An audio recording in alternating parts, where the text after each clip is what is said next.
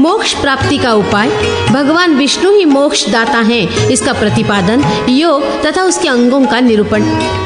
नारद जी ने पूछा, भगवान, कर्म से देह मिलता है, देहधारी जीव कामना से बनता है, काम से वो लोभ के वशीभूत होता है और लोभ से क्रोध के अधीन हो जाता है, क्रोध से धर्म का नाश होता है, धर्म के नाश से बुद्धि बिगड़ जाती है और जिसकी बुद्धि नष्ट हो जाती है वो मनुष्य पुनः पाप करने लगता है। अतः देह पाप की जड़ है तथा उसी की पाप कर्म में प्रवृत्ति होती है। इसलिए मनुष्य इस देह के भ्रम को त्याग कर जिस प्रकार मोक्ष का भागी हो सके वो उपाय बताइए।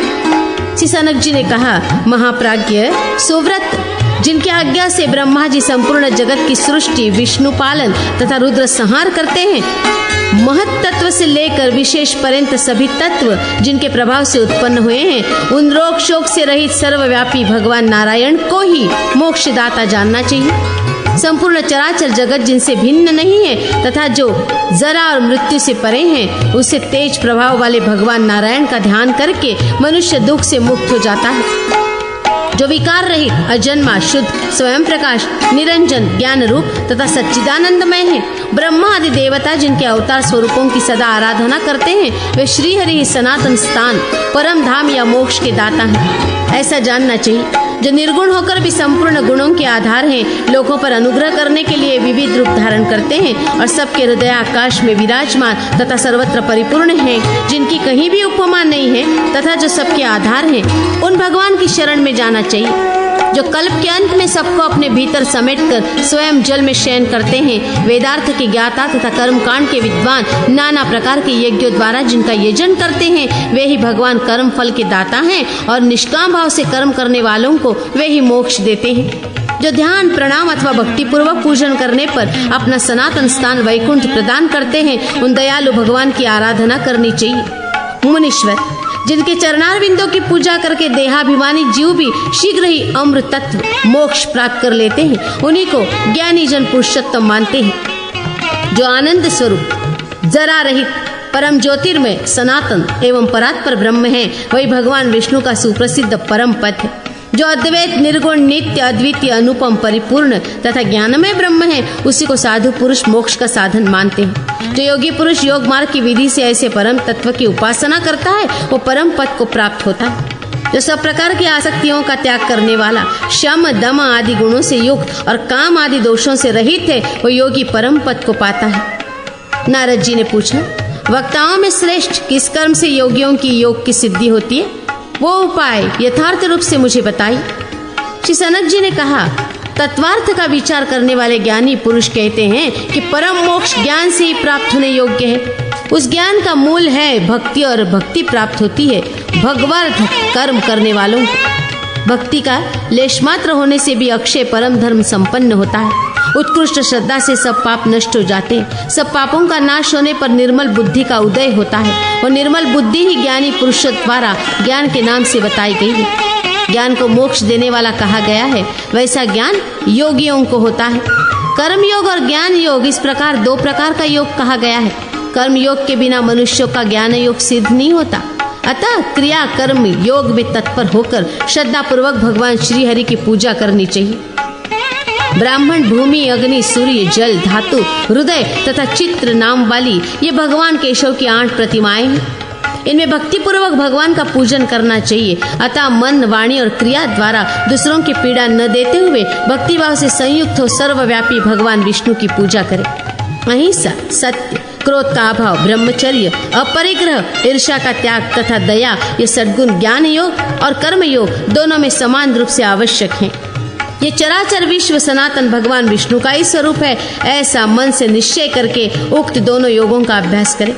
जो मनीषी पुरुष समस्त प्राणियों को अपने आत्मा के ही समान मानते हैं, वे ही देवादिदेव चक्र सुदर्शनधारी भगवान विष्णु के परम भाव को जानते हैं। जो असुरिया दूसरों के दोष देखने में संलग्न हो, तपस्या, पूजा और ध्यान में प्रवृत्त होता है, उसकी वह तपस्या, पूजा और ध्यान सब व्यर्थ होते। इसलिए शम, दम आदि गुणों के साधन में लगकर विधि पूर्वक क्रिया योग में तत्पर हो मनुष्य अपनी मुक्ति के लिए सर्वरूप भगवान विष्णु की पूजा करे। जो संपूर्ण लोगों के हित साधन में तत्पर हो, मन, वाणी और क्रिया द्वारा देवेश्वर भगवान विष्णु का भली भांति पूजन करता है, जो जगत के कारणभूत सर्वांतर्यामी एवं सर्व पापहारी सर्वव्यापी भगवान विष्णु की स्तोत्र आदि के द्वारा स्तुति करता है वह कर्मयोगी कहा जाता है। उपवास आदि व्रत पुराण श्रवण आदि सत्कर्म तथा पुष्प आदि सामग्रियों से जो भगवान विष्णु की पूजा की जाती है उसे क्रियायोग कहा गया है। इस प्रकार जो भगवान विष्णु में भक्ति रखकर क्रियायोग में मन लगाने वाले हैं उनके पूर्व जन्मों के किए हुए समस्त पाप नष्ट हो जाते हैं। पापों के नष्ट होने से जिसकी बुद्धि शुद्ध हो जाती है वो उत्तम ज्ञान की इच्छा रखता है, क्योंकि ज्ञान मोक्ष देने वाला है ऐसा जानना चाहिए। अब मैं तुम्हें ज्ञान प्राप्ति का उपाय बतलाता हूँ। बुद्धिमान पुरुष को चाहिए कि वो शास्त्रार्थ विशारद साधु पुरुषों के सहयोग से इस चराचर विश्व में स्थित नित्य और अनित्य वस्तु का भली भांति विचार करे। संसार के सभी पदार्थ अनित्य हैं, केवल भगवान श्री हरि नित्य माने गए हैं। अतः अनित्य वस्तुओं का परित्याग करके नित्य श्री हरि का ही आश्रय लेना चाहिए। इहलोक और परलोक के जितने भोग हैं उनकी ओर से विरक्त होना चाहिए। जो भोगों से विरक्त नहीं होता वो संसार में फंस जाता है। जो मानव जगत के अनित्य पदार्थों में आसक्त होता है उसके संसार बंधन का नाश कभी नहीं होता। अतः शम दम आदि गुणों से संपन्न हो मुक्ति की इच्छा रखकर ज्ञान प्राप्ति के लिए साधन करे। जो शम दम उन्हें ये जगत नाना भेदों से युक्त दिखाई देता है, परंतु परम ज्ञानियों की दृष्टि में ये सब परब्रह्म रूप है। परमानंद स्वरूप परात्पर अविनाशी एवं निर्गुण परमात्मा एक ही हैं, किंतु बुद्धिभेद से वे भिन्न भिन्न अनेक रूप धारण करने वाले प्रतीत होते हैं। द्विज श्रेष्ठ, जिनके ऊपर माया का पर्दा पड़ा है वे माया के कारण परमात्मा में भेद देखते हैं। अतः मुक्ति की इच्छा रखने वाला पुरुष योग के बल से माया को निस्सार समझकर त्याग दे। माया न सद्रूप है, न असद्रूप, न सद असत उभय रूप है। अतः उसे अनिर्वाच्य किसी रूप में भी न कहने योग्य समझना चाहिए। वह केवल भेद बुद्धि प्रदान करने वाली है। मुनिश्रेष्ठ, अज्ञान शब्द से माया का ही बोध होता है। अतः जो माया को जीत लेते हैं उनके अज्ञान का नाश हो जाता है। ज्ञान शब्द से सनातन परब्रह्म का ही प्रतिपादन किया जाता है, क्योंकि ज्ञानियों के हृदय में निरंतर परमात्मा प्रकाशित होते रहते हैं। मुनिश्रेष्ठ, योगी पुरुष योग के द्वारा अज्ञान का नाश करे। योग 8 अंगों से सिद्ध होता है, अतः मैं उन 8 अंगों का यथार्थ रूप से वर्णन करता हूँ। मुनि रूप नारद, यम नियम आसन प्राणायाम प्रत्याहार धारणा ध्यान और समाधि ये योग के 8 अंग है। मुनीश्वर, अब क्रमशः संक्षेप से इनके लक्षण बतलाता हूँ। अहिंसा, सत्य, अस्तेय, ब्रह्मचर्य, अपरिग्रह, अक्रोध और अनुसूया संक्षेप से यम बताए गए हैं। संपूर्ण प्राणियों में से किसी को कभी किंचन मात्र भी जो कष्ट न पहुंचाने का भाव है उसे सत्पुरुषों ने अहिंसा कहा है। अहिंसा योग मार्ग में सिद्धि प्रदान करने वाली है। मुनिश्रेष्ठ, धर्म और अधर्म का विचार रखते हुए जो यथार्थ बात कही जाती है उसे श्रेष्ठ पुरुष सत्य कहते हैं। चोरी से या बलपूर्वक जो दूसरे के धन को हड़प लेना है वह साधु पुरुषों द्वारा स्तेय कहा गया है। इसके विपरीत किसी की वस्तु को न लेना अस्तेय है। सब प्रकार के मैथुन का त्याग ब्रह्मचर्य कहा गया है। मुनीश्वर, आपत्ति काल में भी द्रव्यों का संग्रह न करना अपरिग्रह कहा गया है। वो योग मार्ग में उत्तम सिद्धि प्रदान करने वाला है। जो अपना उत्कर्ष जताते हुए किसी के प्रति अत्यंत कठोर वचन बोलता है उसके उस क्रूरतापूर्ण भाव को धर्मज्ञ पुरुष क्रोध कहते हैं। इसके विपरीत शांत भाव का नाम अक्रोध है। धन आदि के द्वारा किसी को बढ़ते देखकर दाह के कारण जो मन में संताप होता है उसे साधु पुरुषों ने असूया ईर्ष्या कहा है। इस असूया का त्याग ही अनसूया है।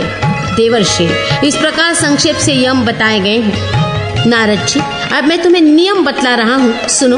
तप, स्वाध्याय, संतोष, शौच, भगवान विष्णु की आराधना तथा संध्योपासन आदि नियम कहे गए हैं। जिसमें चांद्रायण आदि व्रतों के द्वारा शरीर को खुश किया जाता है उसे साधु पुरुषों ने तप कहा है।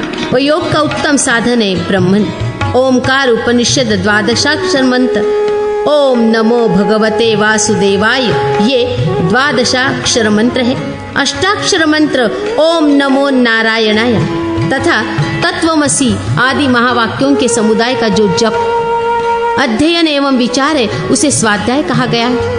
वो भी योग का उत्तम साधन है। जो मूढ़ उपर्युक्त स्वाध्याय छोड़ देता है उसका योग सिद्ध नहीं होता, किंतु योग के बिना भी केवल स्वाध्याय मात्र से मनुष्य के पाप का नाश हो जाता है। स्वाध्याय से संतुष्ट किए हुए इष्ट देवता प्रसन्न होते हैं। विप्रवर, जब 3 प्रकार का कहा गया है वाचिक, उपांश और मानस, इन 3 भेदों में भी पूर्व की अपेक्षा उत्तर श्रेष्ठ। विधि पूर्वक अक्षर और पद को स्पष्ट बोलते हुए जो मंत्र का उच्चारण किया जाता है उसे वाचिक जप बताया गया है। वो संपूर्ण यज्ञों का फल देने वाला है। कुछ मंद स्वर में मंत्र का उच्चारण करते समय एक पद से दूसरे पद का विभाग करते जाना उपांशु जप कहा गया है। वह पहले की अपेक्षा दूना महत्व रखता है। मन ही मन अक्षरों की श्रेणी का चिंतन करते हुए जो उसके अर्थ पर विचार किया जाता है वो मानस जप कहा गया है। मानस जप योग सिद्धि देने वाला है। जप से स्तुति करने वाले पुरुष पर इष्ट देव नित्य प्रसन्न रहते हैं। इसलिए स्वाध्याय परायण मनुष्य संपूर्ण मनोरथों को पा लेता है। प्रारब्ध के अनुसार जो कुछ मिल जाए उसी से प्रसन्न रहना संतोष कहलाता है। संतोषहीन पुरुष कहीं सुख नहीं पाता। भोगों की कामना भोग्य वस्तुओं को भोग लेने से शांत नहीं होती, अपितु इससे भी अधिक भोग मुझे कब मिलेगा, इस प्रकार कामना बढ़ती रहती। अतः कामना का त्याग करके दैवात जो कुछ मिले उसी से संतुष्ट रहकर मनुष्य को धर्म के पालन में लगे रहना चाहिए। बाह्य शौच और आभ्यंतर शौच के भेद से शौच दो प्रकार का माना गया है। मिट्टी और जल से जो शरीर को शुद्ध किया जाता है वो बाह्य शौच है और अंतःकरण के भाव की जो शुद्धि है उसे आभ्यंतर शौच कहा गया है। मुनि श्रेष्ठ, आंतरिक शुद्धि से हीन पुरुषों द्वारा जो नाना प्रकार के यज्ञ किए जाते हैं वे राख में डाली हुई आहुति के समान निष्फल होते हैं। अतः राग आदि सब दोषों का त्याग करके सुखी होना चाहिए। हजारों भार मिट्टी और करोड़ों घड़े जल से शरीर की शुद्धि कर लेने पर भी जिसका अंतःकरण दूषित है वो चांडाल के ही समान अपवित्र माना गया। जो आंतरिक शुद्धि से रहित होकर केवल बाहर से शरीर को शुद्ध करता है वो ऊपर से सजाए हुए मदिरा पात्र की भांति अपवित्र ही है, उसे शांति नहीं मिलती। जो मानसिक शुद्धि से हीन होकर तीर्थ यात्रा करते हैं उन्हें वे तीर्थ उसी तरह पवित्र नहीं करते जैसे मदिरा से भरे हुए पात्र को नदियां। मुनि श्रेष्ठ, जो वाणी से धर्मों का उपदेश करता और मन से पाप की इच्छा रखता है उसे महापातकियों का सिर मौर समझना चाहिए। जिनका अंतःकरण शुद्ध है वे यदि परम उत्तम धर्म मार्ग का आचरण करते हैं तो उसका फल अक्षय एवं सुखदायक जानना चाहिए। मन, वाणी और क्रिया द्वारा स्तुति, कथा श्रवण तथा पूजा करने से भगवान विष्णु में जिसकी दृढ़ भक्ति हो गई है उसकी वह भक्ति भी भगवान विष्णु की आराधना कही गई है तथा संध्योपासना तो प्रसिद्ध ही है। नारद जी, इस प्रकार मैंने यम और नियमों को संक्षेप से समझाया। इनके द्वारा जिनका चित्त शुद्ध हो गया है उनके मोक्ष हस्तगत ही है ऐसा माना जाता है। यम और नियमों द्वारा बुद्धि को स्थिर करके जितेंद्रिय पुरुष योग साधना के अनुकूल उत्तम आसन का विधि पूर्वक अभ्यास करे। पद्मासन, स्वस्तिकासन, पीठासन, सिंहासन, कुक्कुटासन, कुज्जरासन, कुर्मासन, वज्रासन, वाराहासन, भृगासन, चैलिकासन, कौर्चासन, नलिकासन, सर्वतोभद्रासन, वृषभासन, नागासन, मत्स्यासन, व्याघ्रासन, अर्धचंद्रासन, दंडवातासन, शैलासन, खड्गासन, रुद्रासन, मकरासन, त्रिपथासन, काष्ठासन, स्थाणुआसन, वैकर्णिकासन, भौमासन और वीरासन ये सब योग साधन के हेतु हैं। मुनीश्वरों ने ये 30 आसन बनाए हैं। साधक पुरुष शीत उष्ण आदि द्वंद्वों से पृथक हो ईर्ष्या द्वेष छोड़कर गुरुदेव के चरणों में भक्ति रखते हुए उपर्युक्त आसनों में से किसी एक को सिद्ध करके प्राणों को जीतने का अभ्यास करे। जहाँ मनुष्यों की भीड़ न हो और किसी प्रकार का कोलाहल न होता हो ऐसे एकांत स्थान में पूर्व, उत्तर अथवा पश्चिम की ओर मुंह करके अभ्यास पूर्वक प्राणों को जीते प्राणायाम का अभ्यास करे।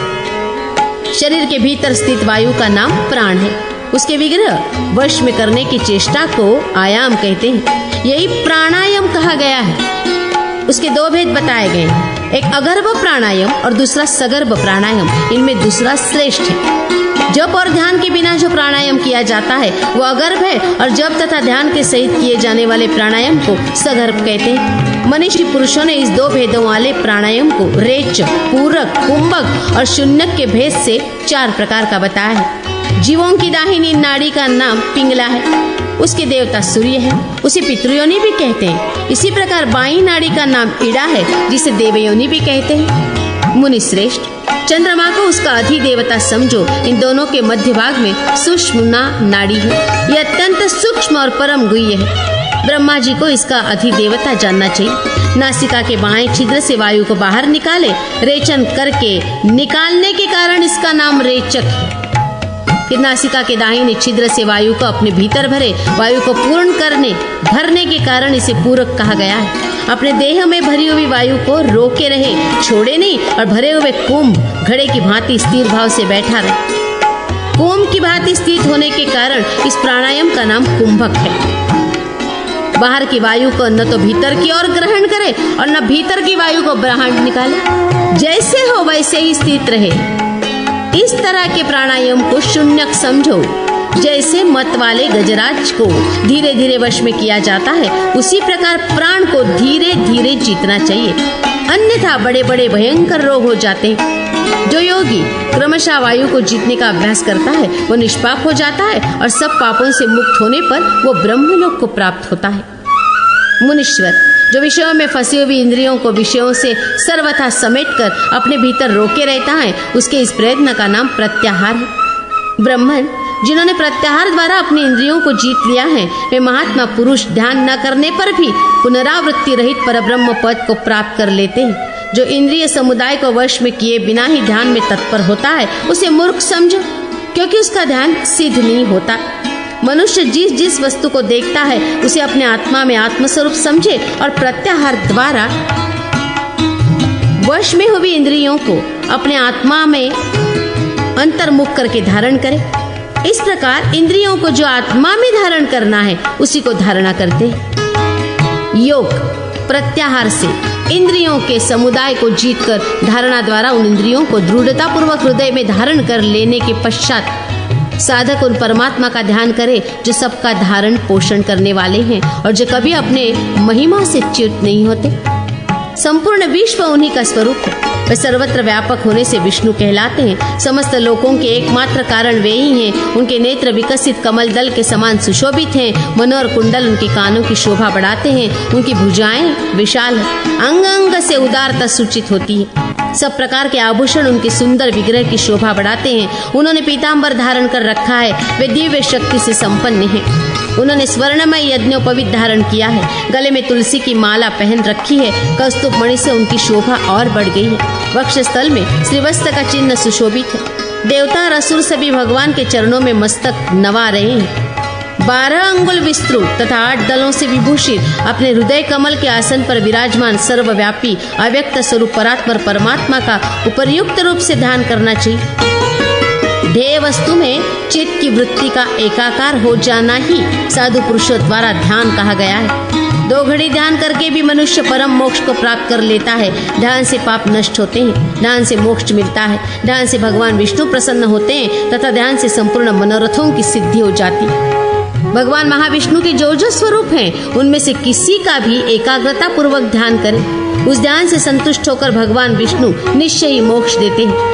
साधु शिरोमणि ध्येय वस्तु में मन को इस प्रकार स्थिर कर देना चाहिए कि ध्याता ध्यान और ध्येय की त्रिपुटी का तनिक भी भान न रह जाए। तब ज्ञान रूपी अमृत के सेवन से अमृत परमात्मा को प्राप्त होता है। निरंतर ध्यान करने से ध्येय वस्तु के साथ अपना अभेद भाव स्पष्ट अनुभव हो जाता है, जिसकी सब इंद्रियां विषयों से निवृत्त हो जाती हैं और वह परमानंद से पूर्ण हो वायु शून्य स्थान में जलते हुए दीपक की भांति अविचल भाव से ध्यान में स्थित हो जाता है। तो उसकी इस ध्येयाकार स्थिति को समाधि कहते हैं। नारद जी, योगी पुरुष समाधि अवस्था में न देखता है, न सुनता है, न सूंघता है, न स्पर्श करता है और न वह कुछ बोलता ही है। उस अवस्था में योगियों को संपूर्ण उपाधियों से मुक्त, शुद्ध, निर्मल, सच्चिदानंद स्वरूप तथा अविचल आत्मा का साक्षात्कार होता है। विद्वान नारद जी, ये आत्मा परम ज्योतिर्मय तथा अमेय है। जो माया के अधीन है उन्हीं को वह माया युक्त सब प्रतीत होता है। उस माया का निवारण होने पर वह निर्मल ब्रह्म रूप से प्रकाशित होता है। वह ब्रह्म एक अद्वितीय परम ज्योति स्वरूप निरंजन तथा संपूर्ण प्राणियों के अंतर्यामी आत्मा रूप से स्थित है। परमात्मा सूक्ष्म से भी अत्यंत सूक्ष्म और महान से भी अत्यंत महान। वो सनातन परमेश्वर समस्त विश्व का कारण है। ज्ञानियों में श्रेष्ठ पुरुष परम पवित्र परात्पर ब्रह्म रूप में उसका दर्शन करते हैं। आकार से लेकर हकारत के भिन्न भिन्न वर्णों के रूप में स्थित अनादि पुराण पुरुष परमात्मा को ही शब्द ब्रह्म कहा गया है और जो विशुद्ध अक्षर नित्य पूर्ण हृदयाकाश में मध्य विराजमान अथवा आकाश में व्याप्त आनंदमय निर्मल एवं शांत तत्व है, उसी को परब्रह्म परमात्मा कहते हैं। योगी लोग अपने हृदय में जिन अजन्मा शुद्ध विकार रहित सनातन परमात्मा का दर्शन करते हैं उन्हीं का नाम परब्रह्म है। मुनि श्रेष्ठ, अब दूसरा ध्यान बतलाता हूँ, सुनो। परमात्मा का ये ध्यान संसार ताप से संतप्त मनुष्यों को अमृत की वर्षा के समान शांति प्रदान करने वाला है। परमानंद स्वरूप भगवान नारायण प्रणव में स्थित है, ऐसा चिंतन करे, उनकी कहीं उपमा नहीं है।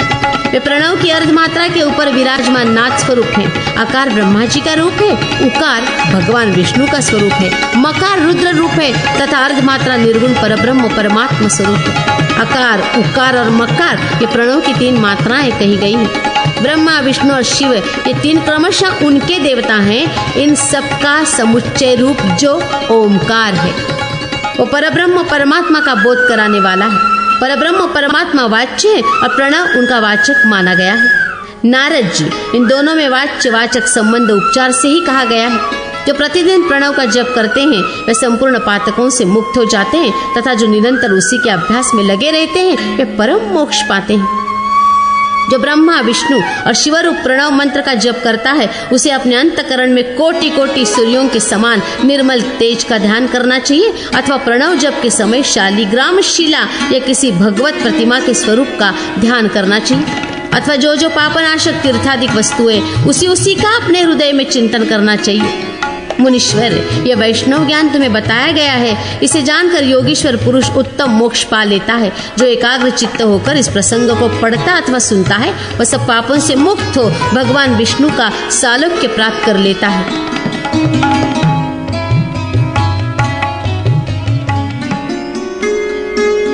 भवबंधन से मुक्ति के लिए भगवान विष्णु के भजन का उपदेश। नारद जी ने कहा, हे सर्वज्ञ महामुने, सबके स्वामी देवदेव भगवान जनार्दन जिस प्रकार संतुष्ट होते हैं वो उपाय मुझे बताइए। कि सनक जी बोले, नारद जी, यदि मुक्ति चाहते हो तो सच्चिदानंद स्वरूप परमदेव भगवान नारायण का संपूर्ण चित्त से भजन करो। भगवान विष्णु की शरण लेने वाले मनुष्य को शत्रु मार नहीं सकते, ग्रह पीड़ा नहीं दे सकते तथा राक्षस उसकी ओर आंख उठाकर देख नहीं सकते। भगवान जनार्दन में जिसकी दृढ़ भक्ति है उसके संपूर्ण श्रेय सिद्ध हो जाते हैं। अतः भक्त पुरुष सबसे बढ़कर है। मनुष्यों के उन्हीं पैरों को सफल जानना चाहिए जो भगवान विष्णु के मंदिर में दर्शन के लिए जाते हैं। उन्हीं हाथों को सफल समझना चाहिए जो भगवान विष्णु की पूजा में तत्पर होते हैं। पुरुषों को उन्हीं नेत्रों को पूर्णतः सफल जानना चाहिए जो भगवान जनार्दन का दर्शन करते हैं। साधु पुरुषों ने उसी जिह्वा को सफल बताया है जो निरंतर हरि नाम के जप और कीर्तन में लगी रहती है।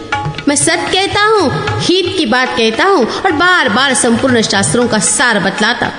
इस असार संसार में केवल श्री हरि की आराधना ही सत्य है। यह संसार बंधन अत्यंत दृढ़ है और महान मोह में डालने वाला है। भगवत तिक्ति रूपी कुठार से इसको काटकर अत्यंत सुखी हो जाओ। वही मन सार्थक है जो भगवान विष्णु के चिंतन में लगता है तथा वे ही दोनों कान समस्त जगत के लिए वंदनीय हैं जो भगवत कथा की सुधा धारा से परिपूर्ण रहते हैं। नारद जी, जो आनंद स्वरूप अक्षर एवं जागृत आदि तीनों अवस्थाओं से रहित तथा हृदय में विराजमान है, उन्हीं भगवान का तुम निरंतर भजन करो। मुनि श्रेष्ठ, जिनका अंतःकरण शुद्ध नहीं है, ऐसे लोग भगवान के स्थान या स्वरूप का न तो वर्णन कर सकते हैं और न दर्शन ही। विप्रवर, ये स्थावर जंगम रूप जगत केवल भावनामय है और बिजली के समान चंचल है। अतः इसकी ओर से विरक्त होकर भगवान जनार्दन का भजन करो, जिनमें अहिंसा, सत्य, अस्तेय, ब्रह्मचर्य और अपरिग्रह विद्यमान है। उन्हीं पर जगदीश्वर श्री हरि संतुष्ट होते हैं। जो संपूर्ण प्राणियों के प्रति दयाभाव रखता है और ब्राह्मणों के आदर सत्कार में तत्पर रहता है, उस पर जगदीश्वर भगवान विष्णु प्रसन्न होते हैं। जो भगवान और उनके भक्तों की कथा में प्रेम रखता है, स्वयं भगवान की कथा कहता है, साधु महात्माओं का संग करता है और मन में अहंकार नहीं लाता, उस पर भगवान विष्णु प्रसन्न रहते हैं। जो भूख, प्यास और लड़खड़ा कर गिरने आदि के अवसरों पर भी सदा भगवान विष्णु के नाम का उच्चारण करता है, उस पर भगवान अधोक्षज विष्णु प्रसन्न होते हैं। मुने, जो स्त्री पति को प्राण के समान समझकर उनके आदर सत्कार में सदा लगी रहती, उस पर प्रसन्न हो जगदीश्वर श्रीहरि उसे अपना परम धाम दे देते हैं। जो ईर्ष्या तथा दोष दृष्टि से रहित होकर अहंकार से दूर रहते हैं और सदा देवाराधन किया करते हैं, उन पर भगवान केशव प्रसन्न होते हैं। अतः देवर्षि सुनो, तुम सदा श्री हरि का भजन करो। शरीर मृत्यु से जुड़ा हुआ है, जीवन अत्यंत चंचल है। धन पर राजा आदि के द्वारा बराबर बाधा आती रहती है और संपत्तियां क्षण भर में नष्ट हो जाने वाली है। देवर्षि, क्या तुम नहीं देखते हैं कि आधी आयु तो नींद से ही नष्ट हो जाती है और कुछ आयु भोजन आदि में समाप्त हो जाती है। आयु का कुछ भाग बचपन में, कुछ विषय भोगों में और कुछ बुढ़ापे में व्यर्थ बीत जाता है। फिर तुम धर्म का आचरण कब करोगे? बचपन और बुढ़ापे में भगवान की आराधना नहीं हो सकती, अतः अहंकार छोड़कर युवावस्था में ही धर्मों का अनुष्ठान करना चाहिए। मुने, ये शरीर मृत्यु का निवास स्थान और आपत्तियों का सबसे बड़ा अड्डा है। शरीर रोगों का घर है। यह मल आदि से सदा दूषित रहता है, फिर मनुष्य इसे सदा रहने वाला समझकर व्यर्थ पाप क्यों करते रहते? ये संसार असार है, इसमें नाना प्रकार के दुख भरे हुए हैं। निश्चय ही यह मृत्यु से व्याप्त है, अतः इस पर विश्वास नहीं करना चाहिए। इसलिए विप्रवर सुनो, मैं ये सत्य कहता हूँ, देह बंधन की निवृत्ति के लिए भगवान विष्णु की ही पूजा करनी चाहिए। अभिमान और लोभ त्याग कर काम क्रोध से रहित होकर सदा भगवान विष्णु का भजन करो, क्योंकि मनुष्य जन्म अत्यंत दुर्लभ है। सप्तम, अधिकांश जीवों को कोटि सहस्त्र जन्मों तक स्थावर आदि योनियों में भटकने के बाद कभी किसी प्रकार मनुष्य शरीर मिलता है। साधु शिरोमणि, मनुष्य जन्म में भी देवाराधन की बुद्धि, दान की बुद्धि और योग साधना की बुद्धि का प्राप्त होना मनुष्यों के पूर्व जन्म की तपस्या का फल है। जो दुर्लभ मानव शरीर पाकर एक बार भी श्रीहरि की पूजा नहीं करता, उससे बढ़कर मूर्ख जड़ बुद्धि कौन है? दुर्लभ मानव जन्म पाकर जो भगवान विष्णु की पूजा नहीं करते, उन महामूर्ख मनुष्यों में विवेक कहाँ है? ब्रह्मन, जगदीश्वर भगवान विष्णु आराधना करने पर मनोवांछित फल देते हैं, फिर संसार रूप अग्नि में जला हुआ कौन मानव उनकी पूजा नहीं करेगा? मुनि श्रेष्ठ, विष्णु भक्त चांडाल भी भक्ति इन 20 से बढ़कर है, अतः काम क्रोध आदि को त्याग कर अविनाशी भगवान नारायण का भजन करना चाहिए। उनके प्रसन्न होने पर सब संतुष्ट होते हैं, क्योंकि वे भगवान श्रीहरि ही सबके भीतर विद्यमान है। जैसे संपूर्ण स्थावर जंगम जगत आकाश से व्याप्त है, उसी प्रकार इस चराचर विश्व को भगवान विष्णु ने व्याप्त कर रखा है। भगवान विष्णु के भजन से जन्म और मृत्यु दोनों का नाश हो जाता है। ध्यान, स्मरण, पूजन अथवा प्रणाम मात्र कर लेने पर भगवान जनार्दन जीव के संसार बंधन को काट देते हैं। ब्रह्मर्षि, उनके नाम का उच्चारण करने मात्र से महापातकों का नाश हो जाता है और उनकी विधि पूर्वक पूजा करके तो मनुष्य मोक्ष का भागी होता है। ब्रह्मन, ये बड़े आश्चर्य की बात है, बड़ी अद्भुत बात है और बड़ी विचित्र बात है कि भगवान विष्णु के नाम के रहते हुए भी लोग जन्म मृत्यु रूप संसार में चक्कर काटते हैं। जब तक इंद्रियां शिथिल नहीं होती और जब तक रोग व्याधि नहीं सताते, तभी तक भगवान विष्णु की आराधना कर लेनी चाहिए। जीव जब माता के गर्भ से निकलता है, तभी मृत्यु उसके साथ हो लेती। अतः सबको धर्म पालन में लग जाना चाहिए। अहो, बड़े कष्ट की बात है, बड़े कष्ट की बात है, बड़े कष्ट की बात है कि ये जीव इस शरीर को नाशवान समझकर भी धर्म का आचरण नहीं करता। नारद जी, वहां उठाकर ये सत्य सत्य और पुनः सत्य बात दोहराई जाती है कि पाखंड पूर्ण आचरण का त्याग करके मनुष्य भगवान वासुदेव की आराधना में लग जाए। क्रोध मानसिक संताप का कारण है। क्रोध संसार बंधन में डालने वाला है और क्रोध सब धर्मों का नाश करने वाला है। अतः क्रोध को छोड़ देना चाहिए। काम इस जन्म का मूल कारण है। काम पाप कराने में हेतु है और काम यश का नाश करने वाला है। अतः काम को भी त्याग देना चाहिए। मात्सर्य समस्त दुख समुदाय का कारण माना गया है। वह नरकों का भी साधन है, अतः उसे भी त्याग देना चाहिए। मन ही मनुष्यों के बंधन और मोक्ष का कारण है, अतः मन को परमात्मा में लगाकर सुखी हो जाना चाहिए। और मनुष्यों का धैर्य कितना अद्भुत, कितना विचित्र तथा कितना आश्चर्यजनक है कि जगदीश्वर भगवान विष्णु के होते हुए भी वे मत से उन्मत्त होकर उनका भजन नहीं करते हैं। सबका धारण पोषण करने वाले जगदीश्वर भगवान अच्युत की आराधना किए बिना संसार सागर में डूबे हुए मनुष्य कैसे पार जा सकेंगे। अच्युत, अनंत और गोविंद, इन नामों के उच्चारण रूप औषध से सब रोग नष्ट हो जाते हैं। ये मैं सत्य कहता हूँ, सत्य कहता हूँ। जो लोग नारायण, जगन्नाथ, वासुदेव, जनार्दन आदि नामों का नित्य उच्चारण किया करते हैं, वे सर्वत्र वंदनीय हैं। देवर्षि, दुष्चित वाले मनुष्यों की कितनी भारी मूर्खता है कि वे अपने हृदय में विराजमान भगवान विष्णु को नहीं जानते हैं। मुनि श्रेष्ठ नारद, सुनो, मैं बार बार इस बात को दोहराता हूँ। भगवान विष्णु श्रद्धालु जनों पर ही संतुष्ट होते हैं, अधिक धन और भाई बंधु वालों पर नहीं। इहलोक और परलोक में सुख चाहने वाला मनुष्य सदा श्री हरि की पूजा करे तथा इहलोक और परलोक में दुख चाहने वाला मनुष्य दूसरों की निंदा में तत्पर रहे। जो देवाधिदेव भगवान जनार्दन की भक्ति से रहित थे, ऐसे मनुष्यों के जन्म को धिक्कार है। जिसे सत्पात्र के लिए दान नहीं दिया जाता, उस धन को बारंबार धिक्कार है। मुनिश्रेष्ठ, जो शरीर भगवान विष्णु को नमस्कार नहीं करता, उसे पाप की खान समझना चाहिए। जिसने सुपात्र को दान न देकर जो कुछ द्रव्य जोड़ रखा है, वह लोक में चोरी से रखे हुए धन की भांति निंदनीय है। संसारी मनुष्य बिजली के समान चंचल धन संपत्ति से मतवाले हो रहे हैं। वे जीवों के अज्ञान में पाशकों दूर करने वाले जगदीश्वर श्री हरि की आराधना नहीं करते हैं। दैवी और आसुरी सृष्टि के भेद से सृष्टि दो प्रकार की बताई गई है। जहाँ भगवान की भक्ति और सदाचार है, वो दैवी सृष्टि है, और जो भक्ति और सदाचार से हीन है, वो आसुरी सृष्टि है। अतः विप्रवर नारद, सुनो, भगवान विष्णु के भजन में लगे हुए मनुष्य सर्वत्र श्रेष्ठ कहे गए हैं, क्योंकि भक्ति अत्यंत दुर्लभ है। जो ईर्ष्या और द्वेष से रहित, ब्राह्मणों की रक्षा में तत्पर तथा काम आदि दोषों से दूर हैं, उन पर भगवान विष्णु संतुष्ट। वेदमाली को जानन्ति मुनि का उपदेश तथा वेदमाली की मुक्ति। श्री सनक जी कहते हैं, नारद, जिन्होंने योग के द्वारा काम, क्रोध, मद, लोभ, मोह और मात्सर्य रूपी 6 शत्रुओं को जीत लिया है तथा जो अहंकार शून्य और शांत है, ऐसे ज्ञानी महात्मा ज्ञान स्वरूप अविनाशी श्री हरि का ज्ञान योग के द्वारा यजन करते हैं। जो व्रत, दान, तपस्या, यज्ञ तथा तीर्थ स्नान करके विशुद्ध हो गए हैं, वे कर्मयोगी महापुरुष कर्मयोग के द्वारा भगवान अच्युत का पूजन करते हैं। जो लोभी, दुर्व्यसनों में आसक्त और अज्ञानी हैं, वे जगदीश्वर श्री हरि की आराधना नहीं करते। वे मूढ़ अपने को अजर अमर समझते हैं, किंतु वास्तव में मनुष्यों में वे कीड़े के समान जीवन बिताते हैं।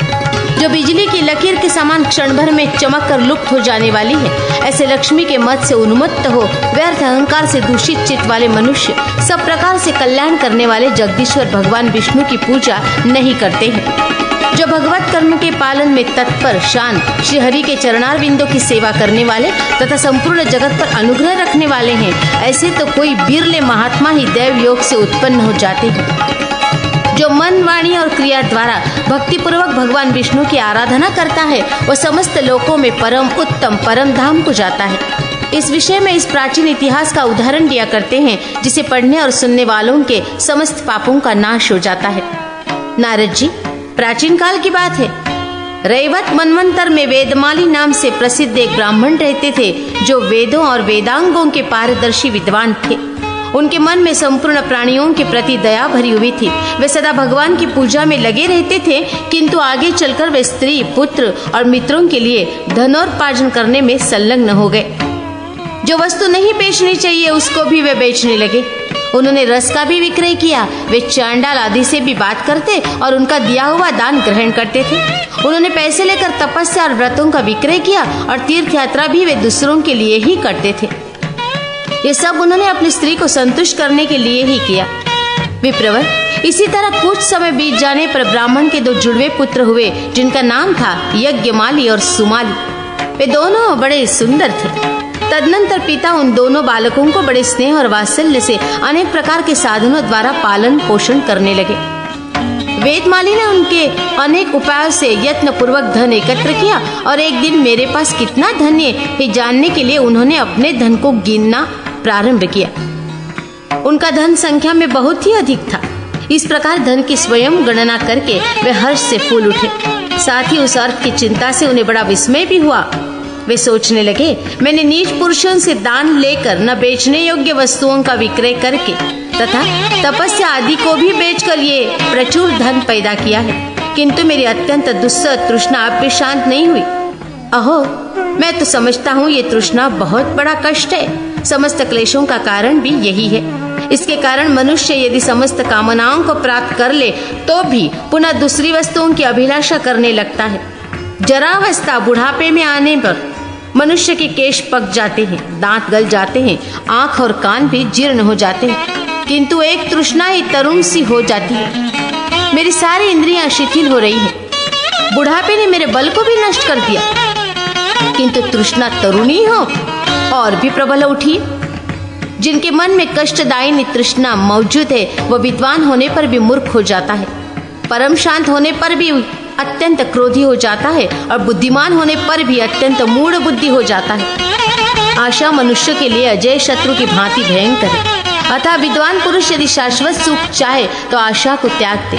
बल हो, तेज हो, विद्या हो, यश हो, सम्मान हो, नित्य वृद्धि हो रही हो और उत्तम कुल में जन्मा हुआ हो, तो भी यदि मन में आशा तृष्णा बनी हुई है तो वह बड़े वेग से इन सब पर पानी फेर देती है। मैंने बड़े क्लेश से यह धन कमाया है, अब मेरा शरीर भी गल गया, बुढ़ापे ने मेरे बल को नष्ट कर दिया, अतः अब मैं उत्साहपूर्वक परलोक सुधारने का यत्न करूंगा। विप्रवर, ऐसा निश्चय करके वेदमाली धर्म के मार्ग पर चलने लगे। उन्होंने उसी क्षण उस सारे धन को 4 भागों में बांटा। अपने द्वारा पैदा किए उस धन में से 2 भाग तो ब्राह्मण ने स्वयं रख लिए और शेष 2 भाग दोनों पुत्रों को दे दिए। तदनंतर अपने किए हुए पापों का नाश करने की इच्छा से उन्होंने जगह जगह पांसले, पोखरे, बगीचे और बहुत से देव मंदिर बनाए तथा गंगा जी के तट पर अन्न आदि का दान भी किया।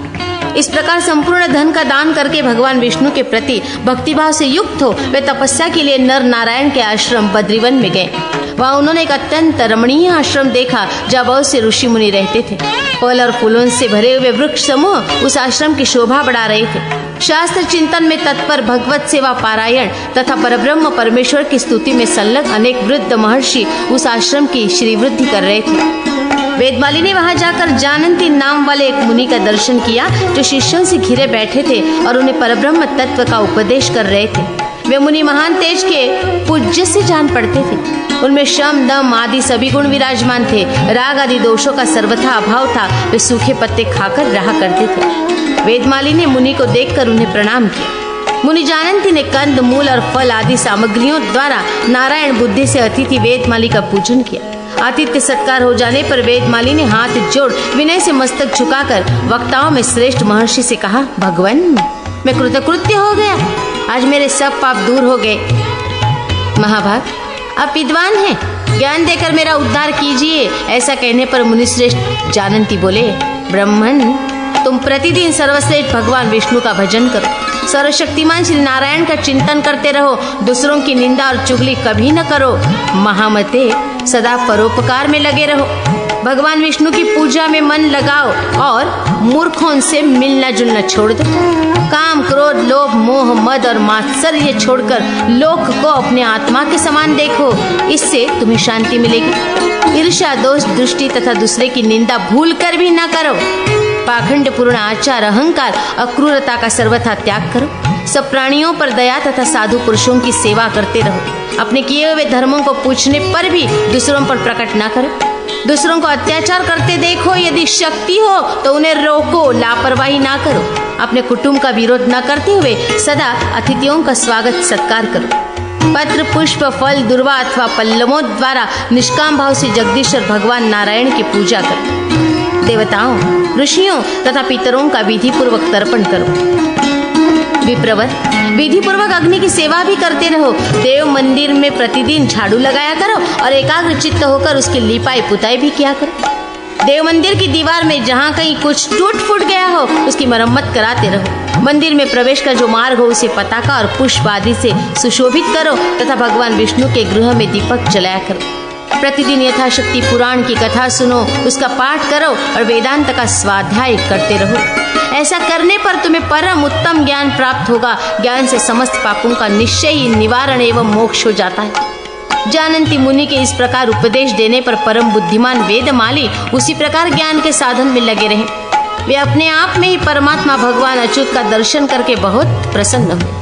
मैं ही उपाधि रहित स्वयं प्रकाश निर्मल ब्रह्म हूँ, ऐसा निश्चय करने पर उन्हें परम शांति प्राप्त। भगवान विष्णु के भजन की महिमा, सत्संग तथा भगवान के चरणोदक से एक व्याध का उद्धार।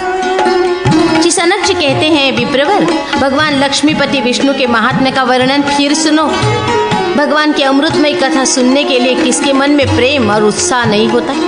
जो विषय भोग में अंधे हो रहे हैं, जिनका चित्त ममता से व्याकुल है, उन मनुष्यों के संपूर्ण पापों का नाश भगवान के एक ही नाम का स्मरण कर देता है। जो भगवान की पूजा से दूर रहते, वेदों का विरोध करते और गौ तथा ब्राह्मणों से द्वेष रखते हैं, वे राक्षस कहे गए हैं। जो भगवान विष्णु की आराधना में लगे रहकर संपूर्ण लोकों पर अनुग्रह रखते तथा धर्म कार्य में सदा तत्पर रहते हैं, वे साक्षात भगवान विष्णु के स्वरूप माने गए हैं।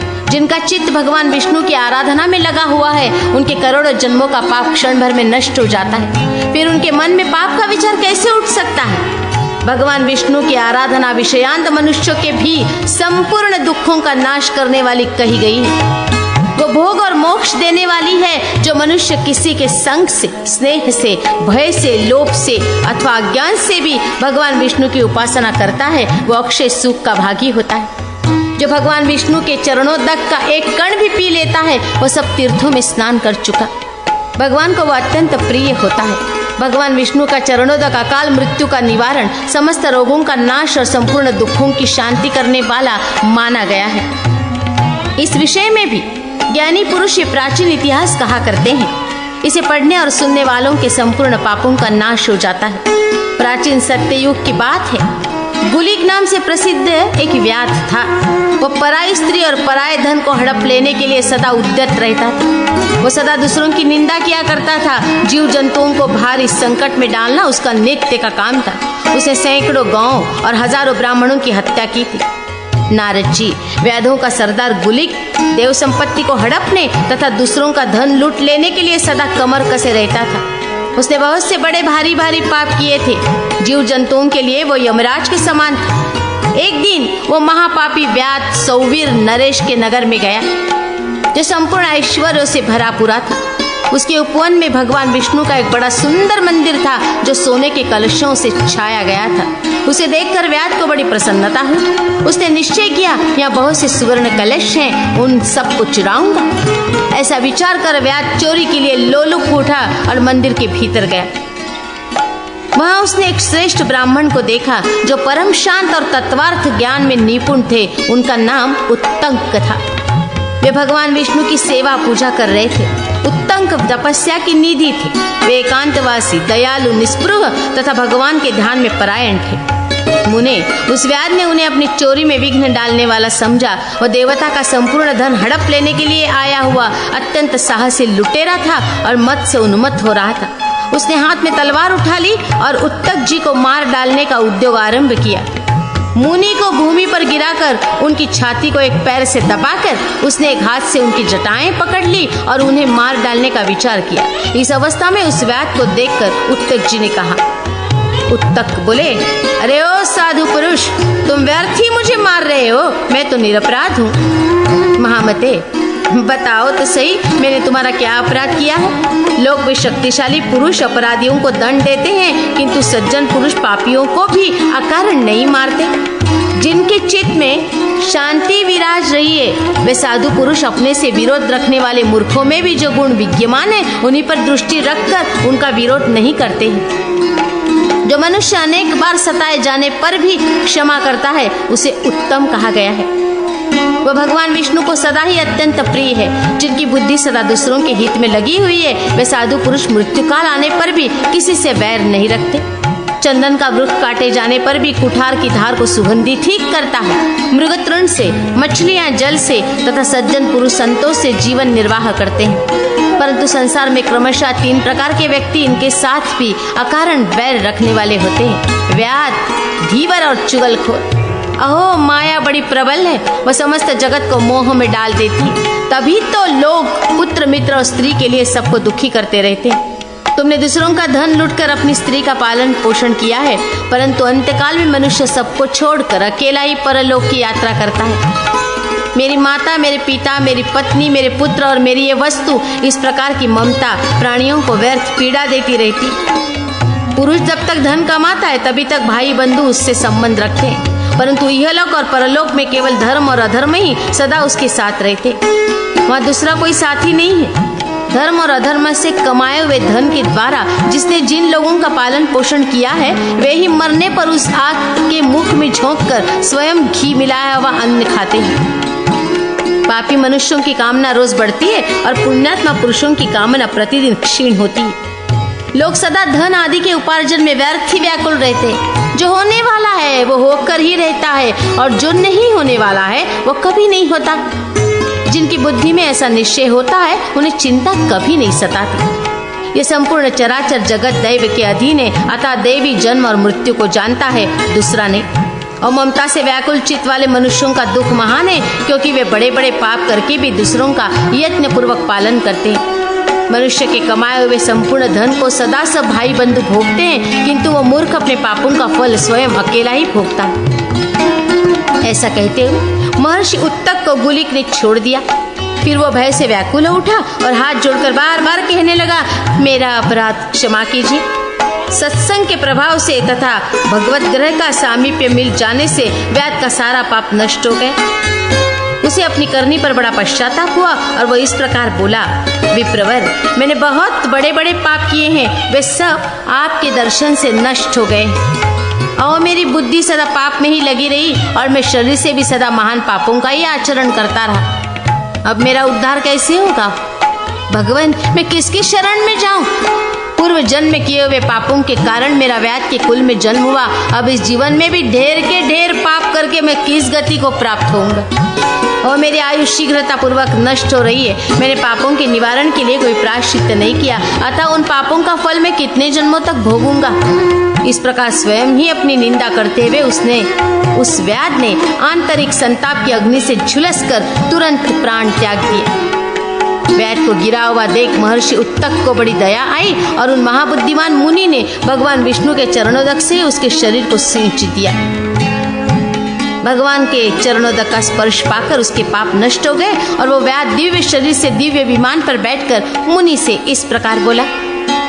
गुलिक ने कहा, उत्तम व्रत का पालन करने वाले मुनि श्रेष्ठ उत्तक जी, आप मेरे गुरु हैं। आपके ही प्रसाद से मुझे इन महापातकों से छुटकारा मिला है। मुनीश्वर, आपके उपदेश से मेरा संताप दूर हो गया और संपूर्ण पाप भी तुरंत नष्ट हो गए। मुने, आपने मेरे ऊपर जो भगवान का चरणोदक छिड़का है, उसके प्रभाव से आज मुझे आपने भगवान विष्णु के परम पद को पहुंचा दिया। विप्रवर, आपके द्वारा इस पापमय शरीर से मेरा उद्धार हो गया, इसलिए मैं आपके चरणों में मस्तक नवाता हूँ। विद्वान, मेरे लिए मेरे किए हुए अपराध को आप क्षमा करें। ऐसा कहकर उसने मुनिवर उत्तंग पर दिव्य पुष्पों की वर्षा की और विमान से उतरकर 3 बार परिक्रमा करके उन्हें नमस्कार किया। तदनंतर पुनः उस दिव्य विमान पर चढ़कर गुलिक भगवान विष्णु के धाम को चला गया। ये सब प्रत्यक्ष देखकर तपोनिधि उत्तक जी बड़े विस्मय में पड़े और उन्होंने सिर पर अंजलि रखकर लक्ष्मीपति भगवान विष्णु का स्तवन किया। उनके द्वारा स्तुति करने पर भगवान महाविष्णु ने उन्हें उत्तम वर दिया और उस वर से उत्तक जी भी परम पद को। उत्तक के द्वारा भगवान विष्णु की स्तुति और भगवान की आज्ञा से उनका नारायण श्रम में जाकर मुक्त होना। नारद जी ने पूछा, महाभाग, वो कौन सा स्तोत्र था और उसके द्वारा भगवान विष्णु किस प्रकार संतुष्ट हुए? पुण्यात्मा पुरुष उत्तंग जी ने भगवान से कैसा वर प्राप्त किया? श्री सनक जी ने कहा, भगवान विष्णु के ध्यान में तत्पर रहने वाले विप्रवर उत्तक उस समय भगवान के चरणोदक का महात्म्य देखकर उनकी भक्ति भाव से स्तुति की। उत्तक जी बोले, जो संपूर्ण जगत के निवास स्थान और उसके एकमात्र बंधु हैं, उन आदिदेव भगवान नारायण को मैं नमस्कार करता हूँ, जो स्मरण करने मात्र से भक्तजनों की सारी पीड़ा नष्ट कर देते हैं। अपने हाथों में चक्र, कमल, शार्ंग, धनुष और खड्ग धारण करने वाले उन महाविष्णु की मैं शरण लेता हूँ, जिनकी नाभि से प्रकट हुए कमल से उत्पन्न होकर ब्रह्मा जी इन संपूर्ण लोकों के समुदाय की सृष्टि करते हैं और जिनके क्रोध से प्रकट हुए भगवान रुद्र इस जगत का संहार किया करते हैं। उन आदिदेव भगवान विष्णु को मैं प्रणाम करता हूँ, जो लक्ष्मी जी के पति हैं, जिनके कमल दल के समान विशाल नेत्र हैं, जिनकी शक्ति अद्भुत है, जो संपूर्ण जगत के एकमात्र कारण तथा वेदांत वेद्य पुराण पुरुष हैं। उन तेजो राशि भगवान विष्णु की मैं शरण लेता हूँ, जो सबके आत्मा अविनाशी और सर्वव्यापी हैं, जिनका नाम अच्युत है, जो ज्ञान स्वरूप तथा ज्ञानियों को शरण देने वाले हैं। एकमात्र ज्ञान से ही जिनके तत्व का बोध होता है, जिनका कोई आदि नहीं है। ये व्यष्टि और समष्टि जगत जिनका ही स्वरूप है, वे भगवान विष्णु मुझ पर प्रसन्न हो। जिनके बल और पराक्रम का अंत नहीं है, जो गुण और जाति से हीन तथा गुण स्वरूप हैं, ज्ञानियों में श्रेष्ठ, नित्य तथा शरणागतों की पीड़ा दूर करने वाले हैं, वे दयासागर परमात्मा मुझे वर प्रदान करें। जो स्थूल और सूक्ष्म आदि विशेष भेदों से युक्त जगत की यथायोग्य रचना करके अपने बनाए हुए उस जगत में स्वयं ही अंतर्यामी रूप से प्रविष्ट हुए हैं, और परमेश्वर आप ही हैं। हे अनंत शक्ति संपन्न परमात्मा, वो सब जगत आप ही हैं, क्योंकि आपसे भिन्न दूसरा कोई वस्तु नहीं है। भगवान, आपका जो शुद्ध स्वरूप है वो इंद्रियातीत, माया शून्य, गुण और जाति आदि से रहित, निरंजन, निर्मल और अप्रमेय है। ज्ञानी संत महात्मा उस परमार्थ स्वरूप का दर्शन करते हैं। जैसे एक ही सुवर्ण से अनेक आभूषण बनते हैं और उपाधि के भेद से उनके नाम और रूप में भेद हो जाता है, उसी प्रकार सबके आत्म स्वरूप एक ही सर्वेश्वर उपाधि भेद से मानो भिन्न भिन्न रूपों में दृष्टिगोचर होते हैं। जिनकी माया से मोहित चित्त वाले अज्ञानी पुरुष आत्मा रूप से प्रसिद्ध होते हुए भी उनका दर्शन नहीं कर पाते और माया से रहित होने पर वे ही उन सर्वात्मा परमेश्वर को अपने ही आत्मा के रूप में देखने लगते हैं, जो सर्वत्र व्यापक ज्योति स्वरूप तथा उपमा रहित हैं। उन विष्णु भगवान को मैं प्रणाम करता हूँ। ये सारा जगत जिनसे प्रकट हुआ है, जिनके ही आधार पर स्थित है और जिनसे ही इस चेतनता प्राप्त हुई है और जिनका ही ये स्वरूप है, उनको नमस्कार है। जो प्रमाण की पहुंच से परे हैं, जिनका दूसरा कोई आधार नहीं है, जो स्वयं ही आधार और आधेय रूप है, उन परमानंदमय चैतन्य स्वरूप भगवान वासुदेव को मैं नमस्कार करता हूँ। सबकी हृदय गुहा में जिनका निवास है, जो देव स्वरूप तथा योगियों द्वारा सेवित हैं और प्रणव में उसके अर्थ एवं अधिदेवता रूप में जिनकी स्थिति है, उन योग मार्ग के आदि कारण परमात्मा को मैं नमस्कार करता हूँ। जो नाद स्वरूप, नाद के बीच प्रणव रूप सत स्वरूप अविनाशी तथा सच्चिदानंदमय है, उन तीक्ष्ण चक्र धारण करने वाले भगवान विष्णु को मैं प्रणाम करता हूँ। जो जरा आदि से रहित इस जगत के साक्षी मन वाणी के अगोचर निरंजन तथा अनंत नाम से प्रसिद्ध हैं, उन विष्णु रूप भगवान को मैं प्रणाम करता हूँ। इंद्रिय मन बुद्धि सत्व तेज बल धृति क्षेत्र और क्षेत्रज्ञ, इन सबको भगवान वासुदेव का स्वरूप कहा गया है। विद्या और अविद्या भी उन्हीं के रूप हैं। वे ही परात्पर परमात्मा कहे गए हैं, जिनका आदि और अंत नहीं है तथा जो सबका धारण पोषण करने वाले हैं। उन शांत स्वरूप भगवान अच्युत की जो महात्मा शरण लेते हैं, उन्हें सनातन मोक्ष प्राप्त होता है। जो श्रेष्ठ वर्ण करने योग्य वरदाता पुराण पुरुष सनातन सर्वगत तथा सर्वस्वरूप हैं, उन भगवान को मैं पुनः प्रणाम करता हूँ, पुनः प्रणाम करता हूँ, पुनः प्रणाम करता हूँ, पुनः प्रणाम करता हूँ। जिनका चरणों तक संसार रूपी रोग को दूर करने वाला वैद्य है, जिनके चरणों की धूल निर्मलता अंतर शुद्धि का साधन है तथा जिनका नाम समस्त पापों का निवारण करने वाला है, उन अप्रमेय पुरुष श्री हरि की मैं आराधना करता हूँ। जो सद्रूप असद्रूप सत्सद्रूप और उन सबसे विलक्षण है तथा जो श्रेष्ठ एवं श्रेष्ठ से भी श्रेष्ठतर है, उन अविनाशी भगवान विष्णु का मैं भजन करता हूँ। जो निरंजन निराकार सर्वत्र परिपूर्ण परम व्योम में विराजमान विद्या और अविद्या से परे तथा हृदय कमल में अंतर्यामी रूप से निवास करने वाले हैं, जो स्वयं प्रकाश अनिर्देश्य जाति गुण और क्रिया आदि से रहित महान से भी परम महान सूक्ष्म से भी अत्यंत सूक्ष्म अजन्मा सब प्रकार की उपाधियों से रहित नित्य परमानंद और सनातन परब्रह्म है, उन जगन निवास भगवान विष्णु की मैं शरण लेता हूँ। क्रियानिष्ठ भक्त जिनका भजन करते हैं, योगी जन समाधि में जिनका दर्शन करते हैं तथा जो पूज्य से भी परम पूज्य एवं शांत है, उन भगवान श्री हरि की मैं शरण लेता हूँ। विद्वान पुरुष भी जिन्हें देख नहीं पाते, जो इस संपूर्ण जगत को व्याप्त करके स्थित और सबसे श्रेष्ठ हैं, उन नित्य अविनाशी विभु को मैं प्रणाम करता हूँ। अंतःकरण के संयोग से जिन्हें जीव कहा जाता है और अविद्या के कार्य से रहित होने पर जो परमात्मा कहलाते, ये संपूर्ण जगत जिनका स्वरूप है, जो सबके कारण समस्त कर्मों के फलदाता श्रेष्ठ वर्ण करने योग्य तथा अजन्मा है, उन परात्पर भगवान को मैं प्रणाम करता हूँ। जो सर्वज्ञ सर्वगत सर्वांतरामी ज्ञान स्वरूप ज्ञान के आश्रय तथा ज्ञान में स्थित है, उन सर्वव्यापी श्री हरि का मैं भजन करता हूँ। जो वेदों के निधि हैं, वेदांत के विज्ञान द्वारा जिनके परमार्थ स्वरूप का भली भांति निश्चय होता है, सूर्य और चंद्रमा के तुल्य जिनके प्रकाशमान नेत्र हैं, जो ऐश्वर्यशाली इंद्र रूप हैं, आकाश में विचरने वाले पक्षी एवं ग्रह नक्षत्र आदि जिनके स्वरूप है तथा जो खगपति गरुड़ स्वरूप है, उन भगवान मुरारी को मैं प्रणाम करता हूँ। जो सबके ईश्वर सब में व्यापक महान वेद स्वरूप वेद वेताओं में श्रेष्ठ वाणी और मन की पहुंच से परे अनंत शक्ति संपन्न तथा एकमात्र ज्ञान के ही द्वारा जानने योग्य हैं, उन परम पुरुष श्री हरि का मैं भजन करता हूँ। जिनकी सत्ता सर्वत्र परिपूर्ण है, जो इंद्र अग्नि यम निवृत्ति वरुण वायु सोम ईशान सूर्य तथा पुरंदर आदि के द्वारा स्वयं ही सब लोगों की रक्षा करते हैं, उन अप्रमेय परमेश्वर की मैं शरण लेता हूँ। जिनके सहस्त्रों मस्तक सहस्त्रों पैर सहस्त्रों भुजाएं और सहस्त्रों नेत्रें, जो संपूर्ण यज्ञों से सेवित तथा सबको संतोष प्रदान करने वाले उन उग्र शक्ति संपन्न आदि पुरुष श्री हरि को मैं प्रणाम करता हूँ। जो काल स्वरूप काल विभाग के हेतु तीनों गुणों से अतीत गुणप्रिय कामना पूर्ण करने वाले संगरहित अतीन्द्रिय विश्वपालक तृष्णाहीन निरीह श्रेष्ठ मन के द्वारा भी अगम्य मनोमय और अन्नमय स्वरूप सब में व्याप्त विज्ञान में संपन्न तथा शक्तिशाली है, जो वाणी के विषय नहीं हो सकते तथा जो सबके प्राण स्वरूप है, उन भगवान का मैं भजन करता हूँ, जिनके रूप को, जिनके बल और प्रभाव को, जिनके विविध कर्मों का तथा जिनके प्रमाण को ब्रह्मा आदि देवता भी नहीं जानते, उन आत्म स्वरूप श्री हरि की स्तुति में कैसे कर सकता हूँ। मैं संसार समुद्र में गिरा हुआ एक दीन मनुष्य हूँ, मोह से व्याकुल सैकड़ों कामनाओं ने मुझे बांध रखा है। मैं अकीर्ति भागी, चुगला, कृतघ्न, सदा अपवित्र, पाप परायण तथा अत्यंत क्रोधी हूँ। दया सागर मुझ भयभीत की रक्षा कीजिए, मैं बार बार आपकी शरण लेता हूँ। महर्षि उत्तक के द्वारा इस प्रकार प्रसन्न किए जाने पर परम दयालु तथा तेजोनिधि भगवान लक्ष्मीपति ने उन्हें प्रत्यक्ष दर्शन दिया। उनके श्री अंगों की कांति अलसी के फूल के भांति श्याम थी। दोनों नेत्र खिले हुए कमल की शोभा धारण करते थे।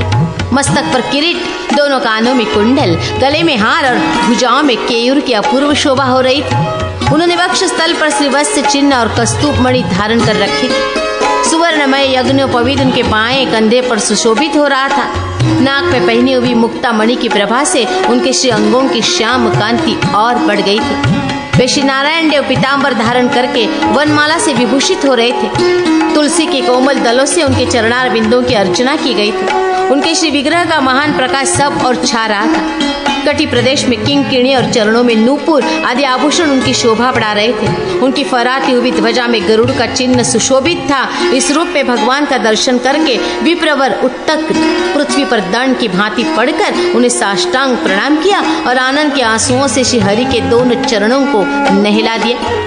फिर वे एकाग्र चित्त होकर बोले, मुरारे मेरी रक्षा कीजिए, रक्षा कीजिए। तब परम दयालु भगवान महाविष्णु मुनिश्रेष्ठ उत्तंग को उठाकर छाती से लगा लिया और कहा, वत्स्य कोई वर मांगो। साधु शिरोमणि, मैं तुम पर प्रसन्न हूँ, अतः तुम्हारे लिए कुछ भी असंभव नहीं है। भगवान चक्रपाणि के इस कथन को सुनकर महर्षि उत्तंक ने पुनः प्रणाम किया और उन देवादिदेव जनार्दन से इस प्रकार कहा, भगवान मुझे मोह में क्यों डालते हैं? देव मुझे दूसरे वरों से क्या प्रयोजन है? मेरी तो जन्म जन्मांतरों में भी आपके चरणों में ही अविचल भक्ति बनी रहे। तब जगदीश्वर भगवान विष्णु ने एवं मस्तु ऐसा ही होगा ये कहकर शंख के सिरे से उत्तक जी के शरीर का स्पर्श कराया और उन्हें वो दिव्य ज्ञान दिया जो योगियों के लिए भी दुर्लभ है। तदनंतर पुनः स्तुति करते हुए विप्रवर उत्तक से देव देव जनार्दन ने उनके सिर पर हाथ रखकर मुस्कुराते हुए कहा। श्री भगवान बोले, जो मनुष्य तुम्हारे द्वारा किए हुए स्तोत्र का सदा पाठ करेगा वह संपूर्ण कामनाओं को प्राप्त करके अंत में मोक्ष का भागी होगा। नारद जी, ब्राह्मण से ऐसा कहकर भगवान लक्ष्मीपति वहीं अंतर्धान हो गए। फिर उत्तंग जी भी वहां से बद्रिकाश्रम को चले गए। अतः सदा देवादिदेव भगवान विष्णु की भक्ति करनी चाहिए। हरि भक्ति श्रेष्ठ कही गई है, वह संपूर्ण मनोवांछित फलों को देने वाली है।